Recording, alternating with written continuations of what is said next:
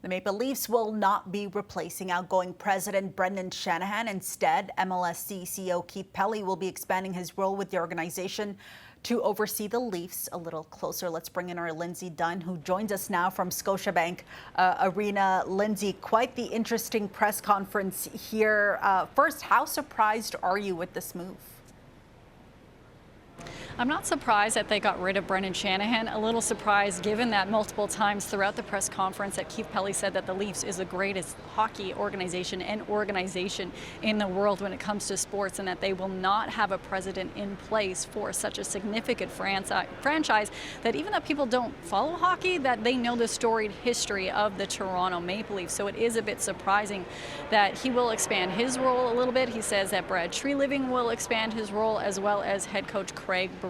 He said that he will not be making those decisions, though, when it comes to draft night or what players are coming and going towards his team. Those will be made by the hockey people. But he says this is just even more of an opportunity for the coach and GM to get more involved and help take this team on a winning pathway. But he was asked, why did Brendan Shanahan take the fall for this? Yes, we all know when there's a losing season, somebody has to take the blame. After 11 seasons, he was asked, what did he do wrong? And he says, well, he didn't really look at it that way, but he did some great pathways and strides for this team to be successful. When you do look at Brendan Shanahan's success over the 11 seasons, they went to the second round of the playoffs twice within the last couple of years, which is something they did not do for 10 years.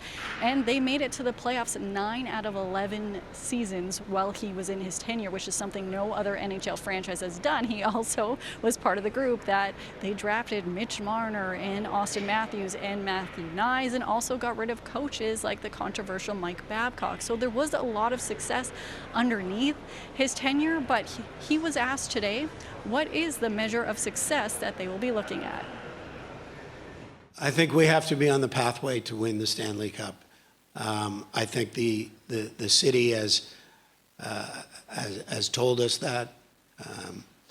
The media has told us that. We haven't won since 1967.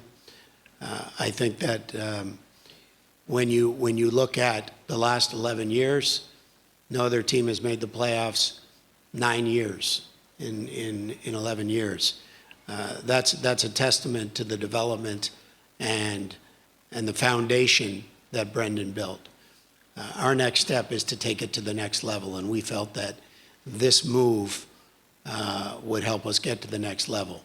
But make no mistake about it, making the playoffs and winning rounds is not our aspirational goal. Our goal is to win the Stanley Cup.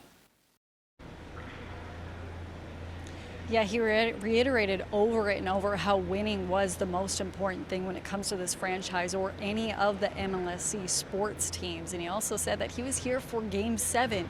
And he said there's been this conversation about pressure surrounding this team. And he says pressure is a privilege, which is what pretty much every player said. And he says you want them to win. He felt that, and that their goal is to win. But he, just like many other Leafs fans, still a little hurt and heartbroken of how this season ended, but believes that this is a move and a change that will help put them towards the right path. All right, Lindsay Dunn, thank you so much for this.